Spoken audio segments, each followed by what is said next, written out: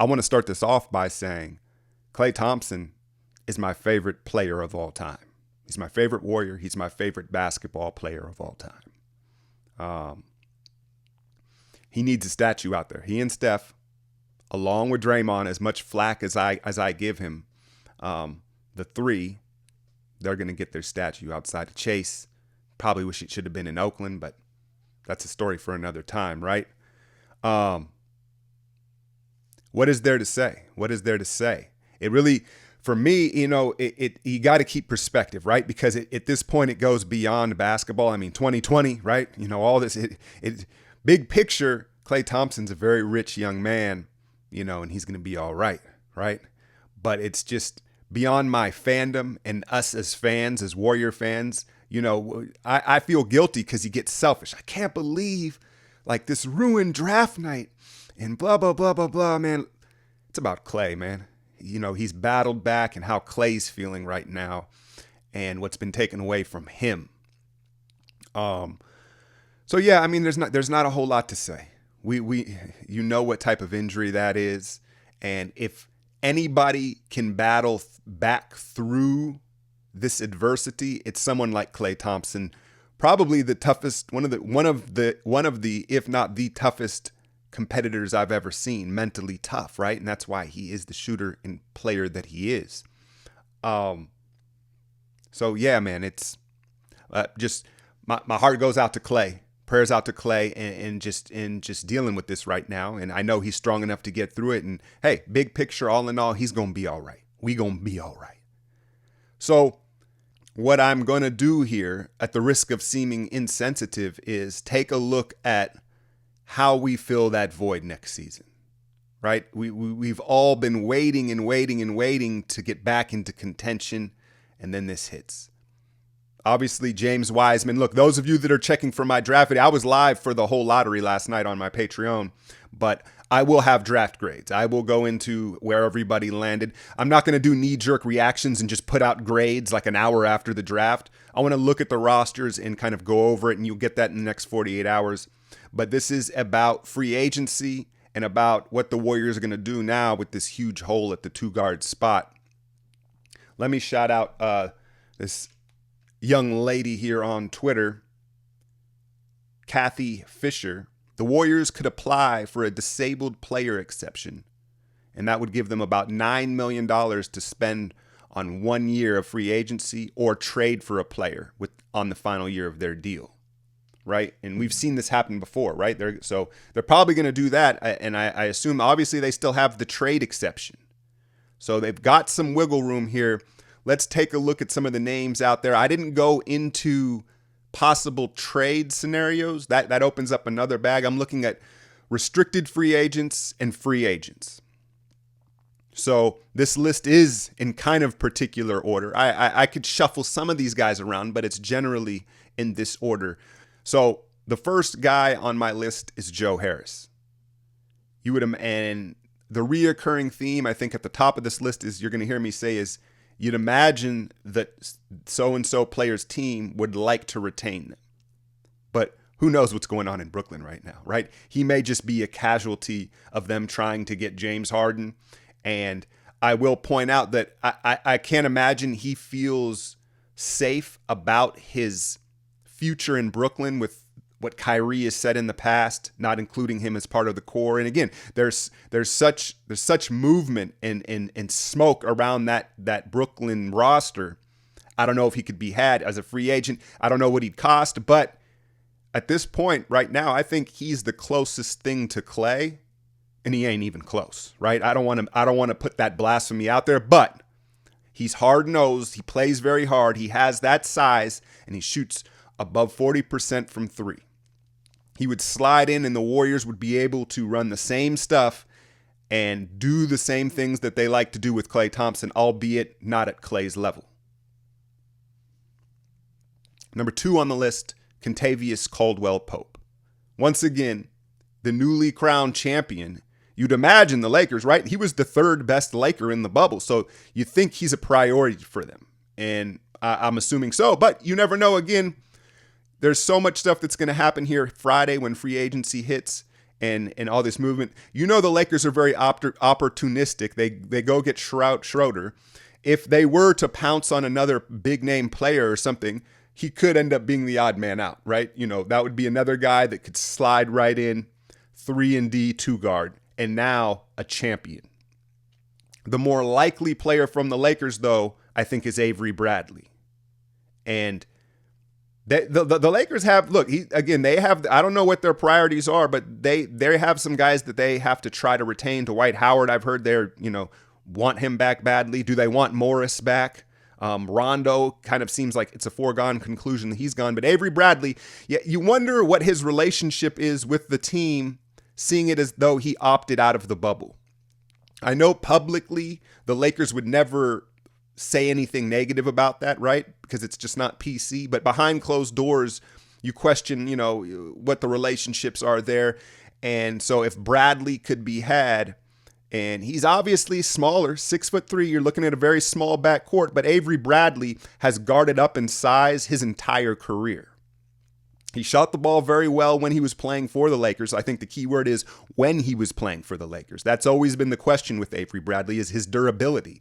He's kind of a kamikaze out there. He plays so hard, so physical. He's always guarding up in size, and therefore he never seems to be healthy. But he's a guy that I think the Warriors and Bob Myers are definitely going to take a look at. Next up, Malik Beasley is a restricted free agent in Minnesota. Remember, they brought him over in the Denver trade with Hernan Gomez, and I forget exactly who all was involved in that deal. But Malik Beasley, I like him, man. I like him. I kind of think of him as a younger Avery Bradley. 6'4", 6'3". He's a little undersized for the 2-guard spot, but he's got a motor and he's very athletic, so he plays bigger than he is. Shot, what did he shoot at? 30? He shoot 38% from three. He's 23 years old. You say, well, why would Minnesota not retain him? Well, look at the moves Minnesota made last night. They draft Anthony Edwards for the 2-guard spot. They bring back Ricky Rubio. They've got Josh Okogie and Jarrett Culver. So they all of a sudden have a very crowded backcourt, and it seems like Malik Beasley may be the odd man out. I don't know. Again, I'm not a salary guy, so I'm not going to talk about what it's going to cost to get these guys and how Bob Myers is going to work that magic. But you have to imagine that he's going to spin some sort of magic and whip up some money, whether it be through the exemption, the trade exception, to get one of these players. He may be a more costly player, seeing that he is 23 and just entering his prime. But I think that he would slide in. I like his energy. He's kind of got some dog to him. Shoots it better than you think. So I think Malik Beasley, the former Nugget, current Timberwolf, is a guy that I wouldn't be mad at, right? Next up, Austin Rivers. Austin Rivers, it's been reported that he is going to opt out of his deal in Houston, just like everybody else is trying to do, right? Everybody's trying to opt out of Houston.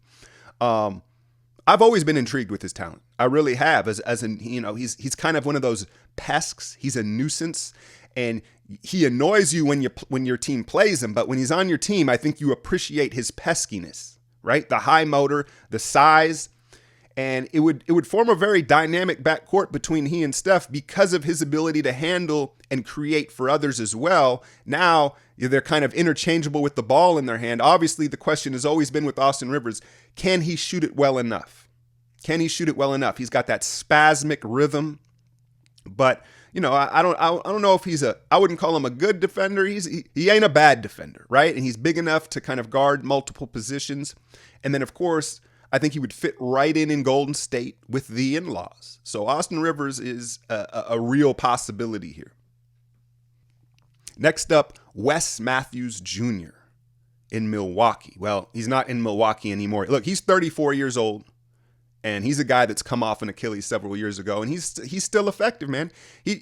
Shooting doesn't leave you, but I think this would be more of at this point in his career, he's more of a role player. And so if they were to bring in Wes Matthews, maybe at a lower cost, it would be kind of a platooning of the 2-guard spot where maybe you get some Jordan Poole, some Michael Mulder, right? And it'd be kind of a 2 or 3 guy rotation where they're splitting 15, 20 minutes a game. And that always, there's a give and take with things, because when you have that situation, then it allows Kerr and the team to go with the hot hand on a given night, or for a specific matchup, right? But then sometimes it hurts each guy because they don't get the consistency that they need, right? Some guys need a consistent 25 minutes. They need to know their minutes in order to flourish. But Wes Matthews at this point, 34, I don't think he needs more than 20 minutes. So he'd be an option, but I don't know if you'd necessarily start him at the 2. Next up, Kris Dunn. Look, Chicago, everybody was kind of surprised at the move Chicago made here, drafting Patrick Williams. Again, I'll have my draft grades, but I want to analyze it a little deeper than most. But what they did was they chose not to exercise their option on Kris Dunn, but they did with Denzel Valentine, who I think Bulls fans and people were just surprised because he's kind of frankly showed less than Dunn. Kris Dunn's 26 years old, and he's widely thought of as one of the premier guard or wing, I won't say wing, perimeter defenders in the league. Super athletic, super strong. The problem is the dude can't shoot, right? So he kills your spacing on the floor. If he could just decently shoot the 3 ball, he would be thought of as a Kentavious Caldwell-Pope, right? Or, that caliber player, and Avery Bradley. But the bro shot 25% from 3 last year. So maybe that has something to do with them not extending that qualifying offer. But he is a guy that's been mentioned before for the Warriors. I don't know if you necessarily start him. He has the size, though. I won't say size. He's only 6'4". He plays bigger, and so he can guard 2s. He could play the 2 along Steph. I think offensively, though, you'd probably have to put the ball in his hands more and play Steph off ball. I know how y'all love that, right? Playing Steph off ball, but you would have to do it, and I guess it'd be problematic with Dunn and Draymond on the floor. If Draymond is still where he's at with the 3 ball, now you've got 2, what's the opposite of gravity? I don't know, but you know what I'm saying. The spacing's going to get real tight if both those guys are on the floor for heavy minutes. Now, I've got one more guy for you here. I want y'all to leave in the comments, 'cause, I'm still recovering from last night, to be honest with you. It was so much to digest. But so in the comments, leave potential trades, maybe some guys out there. I know Kelly Oubre is a guy that everybody's going to mention. But I've got one more name for you. It's Jae Crowder. Now, again, the Heat, I'm sure, would like to keep Crowder, but I don't think he's atop their priority list. They've got all these young guys that they're going to have to eventually retain. And then, of course, they still have aspirations of Giannis. And so Jae Crowder could be a possibility. Now, you're probably saying, well, Crowder's kind of a 3-4, right? He's a wing. He's not a 2 guard. And you're right. But I think what you could do is you could slide Wiggins to the 2 spot. I think Wiggins is athletic enough and fleet of foot enough to play the 2 guard. You start Crowder at the 3, Draymond at the 4, and now young Wiseman at the 5, and of course the chef at the head of the snake. And all of a sudden the Warriors, they've got a jumbo lineup to go against that Lakers team. Just some food for thought. Again, leave me your ideas in there. And yeah, Dub Nation, prayers up to Klay. Prayers up to Klay, man. I know it hurts. I know it hurts all of us.